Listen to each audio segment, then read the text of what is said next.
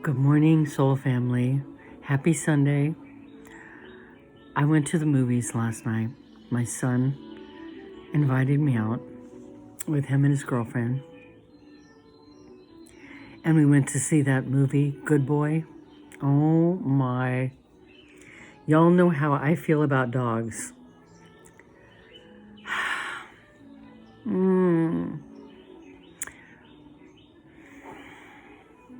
As we know, dogs are from the angelic realm.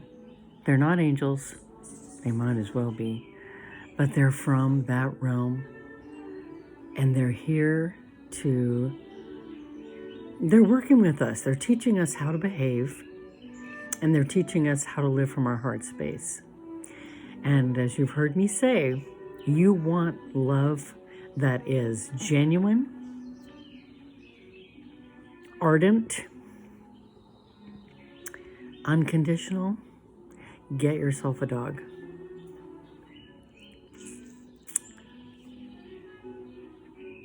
Anyway, there's so much I can say. But what's the other thing? I'm closing my eyes because I didn't get to bed until nearly 3 o'clock in the morning. My son and his girlfriend and I decided to extend the evening and go out. And we went to one of our local hangouts. It was a favorite little bar of ours, but that bar had moved and there was something else in its place. And we ended up going in there just to spend some time together and talking. And it was quite fun. If you're around my age, you remember the music from the 70s and the 80s. We listened to, because I raised my son and my daughter with my music, and it was great. My son went up and requested music from the Tom Tom Club. Yes, Harry, that's my cat, Harry. I had to go out this morning and get him some wet food because I had intended to do it yesterday, but I didn't do it and ended up being out later than I had intended last night. But we danced and we talked and we just had a wonderful evening. And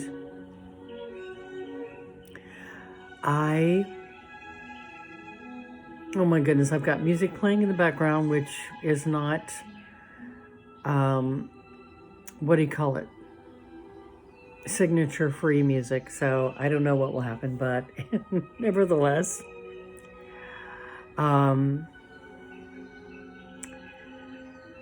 sometimes in life, not sometimes, the people who are in our lives are lessons and that turn into blessings. Lessons that turn into blessings.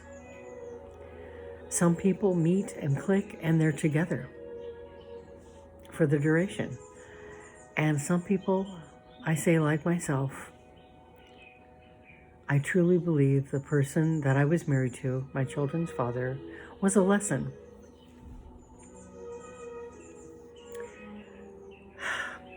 The lesson was that we be true with who we are. We honor who we are. And there's somebody that you like and that you want to be with. You know, we always, what is it? I read once a guy said that, you know, you always put on your best behavior when you're going out with someone new for the first time. And I thought, yeah, but you gotta be who you are. I'm a firm believer in now that I am the age that I am interested in depth. I'm interested in what makes the world go round? What makes that person tick? Remember that? What makes you tick? What does sexy even mean? The depth of someone. What makes them who they are? And he and I got together, boy oh boy. There was a lot we had to heal in ourselves. So that's what I'm always telling you guys. You love yourself first, because that way you know who you are, and no matter where you go, you're grounded. You're not looking for someone. That stupid, excuse me, I don't even like that word. That sentence, you complete me. No, that's not literal. No, that's the wrong reason to get together with someone. But you want to know someone. And so you dance around each other in that putting your best self forward. And it's kind of like you never get beyond, you never get down to this level. And I feel like, though my former husband and I were together for nearly 35 years, well, we were 35 years, we were married for 32 and a quarter. I say that because according to the divorce decree, 32 and 1/4 years we were together. And after a while, you guys, I was investing in my children. It took him and me 15 years to start a family, which worked for us because we spent that first 15 enjoying just being the two of us. And when I was doing nails back in the day, because that was my profession, I was a nail technician. And I'd have gals that came in and sat down at my table, and they would talk about, we would talk about everything. And then they would say, oh, babies this, babies that. And I would always say, you'll know when you're ready, because that children are all that you can think about. None of this, oh, babies are so cute. Oh, I can't wait to have a baby. Hey, you know what I was looking forward to? Blah, blah, blah, blah. You see, then well, I'm not ready for kids yet. Honor that. Honor that. There's nothing wrong with waiting. And everything is divine. And so he and I got together. We were wounded souls. We both came from broken homes. My mom was single but married somebody that she didn't heal before she married, and so that's another story. And when I met my husband, his parents were just getting started with the divorce. They were separated. And so we should have just, I don't like using the word should. I've eliminated it from my vocabulary. We ought to have just gotten together and had fun and moved on. But what happened was, because we were wounded, it turned into a codependent thing, right? So then it was, we couldn't think of one not being with the other. And so after the 15th year, we had children. And I knew after my son was born that it wasn't good. And because we were not working as a team, he would not go to therapy with me. I threw myself into my children. And I know there's a lot of people out there, don't ever give people advice. Just listen. Because validation, just be a listener. We need to just listen to people because that's their path. You got your path, I got mine. And people will say, well, I would have left him because he was not faithful. Many times over, I swept it under the rug thinking, well, if I wear my hair this way, it will work out. If I act that way, things will be better. If I make this much money, our marriage will work. You see, justify it all the time. And the meanwhile, was he doing any of that? Not that I know of.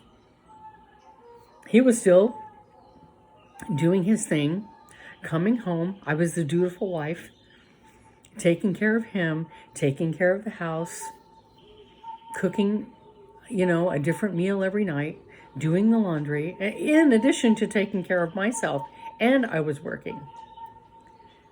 So he didn't honor me at all. If I may, it was like I was the mom that he was losing. The only difference was he got to sleep with me. Crappy analogy, but it's the truth. And so the birds are singing. And so anyway, my point is, I threw myself into my kids. I didn't listen to the naysayers, the ones who said I would leave him, or, you need to leave. And I had kids. I was terrified. I didn't want my children to be without both of their parents. As a yard duty, this is what got me to heal, was being a yard duty. Because as a yard duty, I got to see the kids that were split apart, their families, 2 moms, 2 dads, temporary time here, temporary time there. And to me, how messed up that was. Because the truth is, those parents, not all, but those parents had not made the time to heal either, and had jumped right into another relationship, and were looking for that other person to make them feel better about themselves, instead of looking in the mirror and dealing with their pain and turning that pain into power. So I'm coming up almost on 15 minutes. I'm going to say this is part 1. This is my YouTube podcast. Thank you for joining me in the first episode of Be Your Own Force of Nature, where we are talking about what it means to be your own force of nature. Being is solid. To be is a beautiful thing. It is a powerful thing. It is the thing. I will be back with part 2 to tell you the continuation and what happened and how I helped myself to heal, and what I'm still doing to this day. Because listen, in the words of Abraham, via Esther Hicks, you're never going to get it done. You're never going to complete it. It's not going to be totally right, but you're going to be on that road forward. So, soul family, keep moving forward. Keep loving yourself first, because no matter where you go, you take yourself with you. You will be solid as a rock where you are, no matter the scene, no matter the people. Right? Have a beautiful, blessed remainder of your weekend. And I appreciate you all for being here. Thank you. Happy Sunday. Have a beautiful day. Eat something good. Celebrate yourself. And I will talk with you soon. Thanks for listening. Love ya.